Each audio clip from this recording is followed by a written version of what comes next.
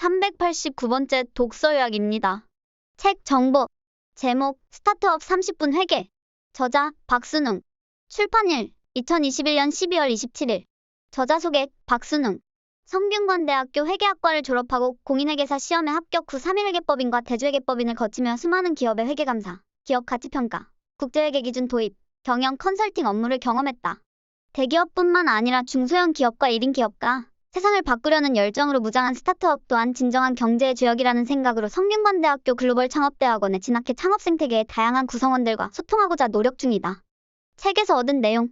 스타트업은 더 이상 스타트업이 아닌 스케일업을 해야 한다.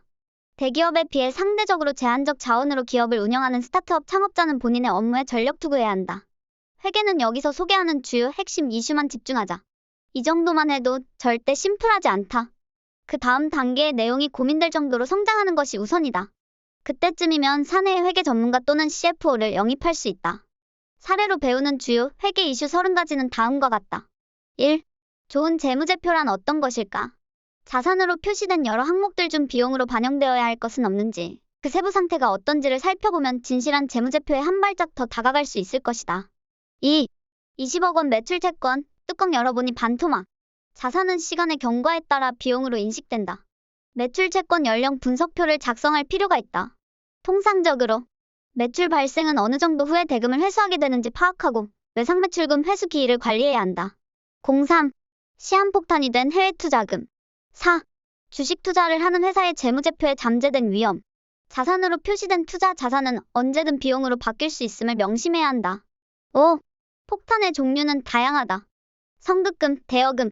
대여금은 회사가 주주와 임원 또는 종업원에게 돈을 빌려주는 경우 주임종단기 대여금이라고 부른다. 성급금은 회사가 다른 회사로부터 상품 문제를 등 물품을 매입하거나 용역을 제공받을 때 대금 일부를 미리 지급한 경우 재무상태표에 표시한다. 성급금으로 표시된 금액만큼은 회사가 거래 상대방에게 미래에 제공받을 권리가 있으므로 경제적 가치가 있는 자산으로 분류한다. 6. 폭탄은 정말 터진다. 매출 채권과 유동성 위험. 7. 종속기업 투자 주식이라는 연쇄 폭탄. 8. 재고자산으로 10초 만에 이익 부풀리는 비법. 9. 재고자산은 회계 이슈 단골 메뉴. 재고는 판매를 통해 수익을 창출하는 가치가 있는 자산이다. 하지만 재고가 계획대로 팔리지 않고 쌓여간다면 재고는 수익 창출에 기여할 수 없는 비용이 될 수 있다. 이처럼 재고자산이 자산이 아닌 비용이 되는 회계 이슈가 존재한다. 10. 한 번 개발비는 영원한 무형자산일까? 개발비로 폭탄이 될 수 있다. 11. 회계법인도 평가를 포기한 무형자산 3,750억 원. 12.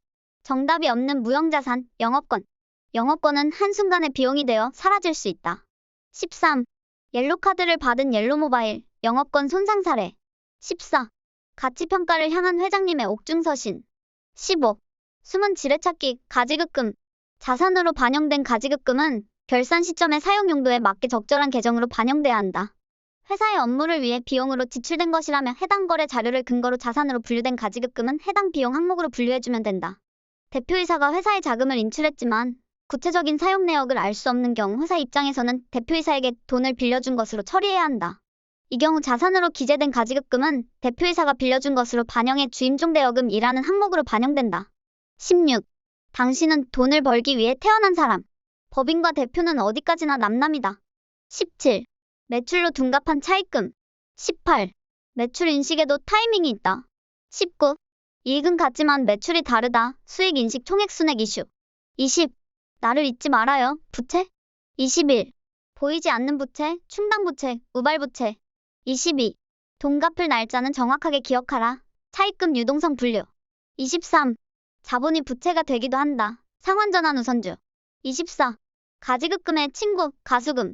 가수금은 회사에 자금이 유입되어 있지만 정확한 발생 원인을 알 수 없어 일시적으로 처리하는 계정이다.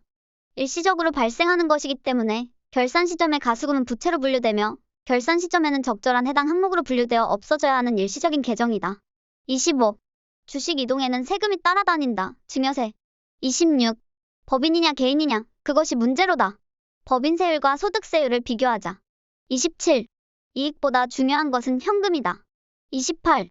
스타트업 기업 가치 평가 방법. 투자 유치는 협상이다. 초기 기업 가치는 숫자로 설명되지 않는다. 초기 기업 가치 평가는 관심법이 필요하다. 29. 이익을 원하지 않는 기업도 있다. 역분식. 30. 상장을 위해 넘어야 할 관문, 금감원 지정감사. A사가 받아야 할 매출 채권이 2년에서 3년이 경과했는데도 관리되지 않은 데에는 몇 가지 이유가 있다. 첫째, 대표이사가 무관심했기 때문이다. 여러 케이스를 접하다 보면 대표이사가 영업에만 전념하고 회계에는 무관심한 경우가 있다. 이때 대표이사는 회계부서 담당자에게 회계 관련 임무를 일임한다. 회계는 잘 모르는 일이라며 자신은 발을 빼는 것이다. 회계는 중요한 것이 아니라고 생각하는 대표이사도 의외로 많다. 영업팀은 돈이 되는 팀으로, 회계팀은 지원팀 정도로 여기는 것이다. 자산으로 인식된 개발비는 개발비 상각 또는 개발비 손상차손이라는 과정을 통해 비용으로 반영된다. 일부 회사는 개발비 자산성 요건을 충족하지 못함에도 불구하고 개발비용을 자산으로 반영하거나 매출이 발생하지 않음에도 개발비 상각을 하지 않고 계속 자산으로 남겨놓는 경우가 있다. 회사 입장에서는 비용으로 반영되면 이익이 줄어들고 손실이 발생할 수 있기 때문이다. 개발비 금액은 기간이 지날수록 금액이 커져가고 자산으로 누적된 금액이 언젠가는 비용이라는 폭탄으로 폭발할 수도 있다. 따라서 개발비용을 자산으로 인식하고자 하는 회사는 향후 회계감사, 투자사의 재무제표 검토 등을 대비해서 개발비 인식 요건을 숙지하고 필요한 자료들을 미리 준비해 놓을 필요가 있다. 수익인식 총액법과 순회법 회계 이슈는 스타트업과 같은 초기 기업에만 해당하는 사항이 아니다. 법정 회계감사 대상 회사, 상장 기업 등 규모 있는 회사의 경우에도 회계 이슈로 등장하는 단골 메뉴 중 하나다. 특히 최근 대리인으로서 거래 역할을 수행하는 플랫폼 스타트업의 경우 설립 초기 단계부터 수익인식 기준에 대한 규정을 숙지하고 올바른 회계 기준을 적용할 수 있도록 해야 한다. 회사가 성장해서 매출액 100억 원을 달성했는데 어느 순간 매출액이 10억 원으로 둔갑할 수도 있는 것이다. 초기 스타트업의 투자 절차는 투자 전 기업 가치와 필요한 투자 금액을 합의하고 해당 투자 금액을 수령하는 대가로 창업자가 투자자에게 내줄 지분율 수준을 협상하는 과정이라고 이해할 수 있다. 초기 기업 가치 평가와 투자 유치를 위해서는 투자자를 설득시킬 수 있는 기업 가치와 그들이 원하는 지분율 수준을 파악하는 것이 먼저다. 재무제표의 숫자보다 그들을 설득시키고 협상을 진행시킬 수 있는 투자자의 마음을 읽는 방법이 더욱 필요하다. 회계는 발생주의를 취하고 있다. 돈을 빌려준 회사 입장이 되어보자. 돈을 빌려준 이후 하루하루 이자가 꼬박 붙어서 연말 시점에서는 1년 동안의 이자가 실현되었다. 다만 실제 돈만 다음 연도에 받을 뿐이다. B사 역시 빌려온 돈에 대가로 부담해야 할 1년간 이자가 발생했고 실제 이자 지급만 잠시 뒤에 하는 것이다. 이처럼 실제 현금의 수수만 이루어지지 않았을 뿐 거래로 인함받을 권리와 지급할 의무가 발생했다면 이를 재무제표에 반영해서 적절한 경영 성과와 재무 상태를 표시하자는 것이 발생주의 취지다. 회계에서는 돈보다 중요한 것이 있다. 발생주의를 잊지 말자.